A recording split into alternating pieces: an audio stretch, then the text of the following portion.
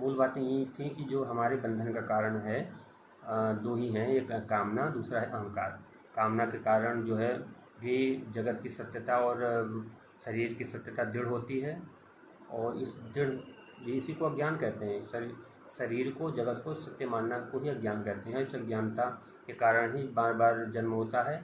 और जब हम इसका रिवर्स में कर देते हैं कि जगत को सत्य न मान के, अपने आप को शरीर न मान के, जगत को और जगत को भी सत्य न मान के, मतलब पांच भौतिक न मान के, बल्कि संकल्प रूप से मान के ये मानते हैं, ये चीज़ दृढ़ हो जाती है, तो फिर उसी के अनुरूप फिर स्वप्न उत्पन्न नहीं होता। जिससे हमारे अंदर वासनाएं होती हैं, तो दिन में तमाम वासनाएं होती हैं, तो फिर रात को स्वप्न उसी अनुसार उत्पन्न होता है, दृढ़ वासनाओं के अनुसार ही। उसी प्रकार से वासनाएं नहीं रहेंगी तो फिर सृष्टि की उत्पत्ति नहीं होगी, स्वप्न रूपी सृष्टि की उत्पत्ति नहीं होगी। तो इसलिए वेदांत कहता है, गीता कहती है कि सृष्टि की उत्पत्ति अज्ञानता के कारण है, अज्ञान के कारण सृष्टि है।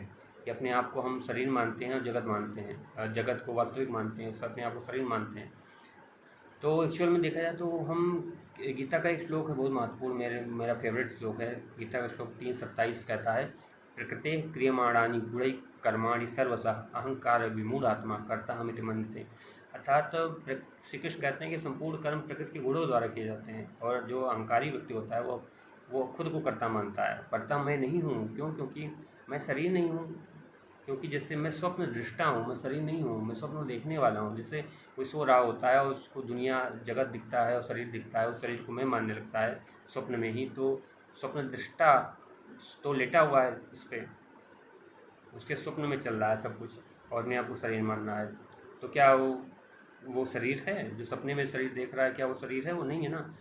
तो ये शरीर अहंकार, तो ये शरीर और ये जगत दोनों ही पांच भौतिक न होकर काल्पनिक है, मेरे संकल्प में है। और जो अगर शरीर रूप से कोई भी क्रिया नहीं हो रही है, जो कोई भी क्रिया हो रही है वो मन की जो है संकल्प रूप से हो रही है।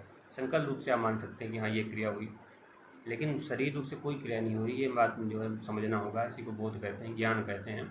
ज्ञान योग यही है कि मैं शरीर नहीं हूँ, मैं वही परम सत्ता हूँ, इसको ब्रह्म कहते हैं।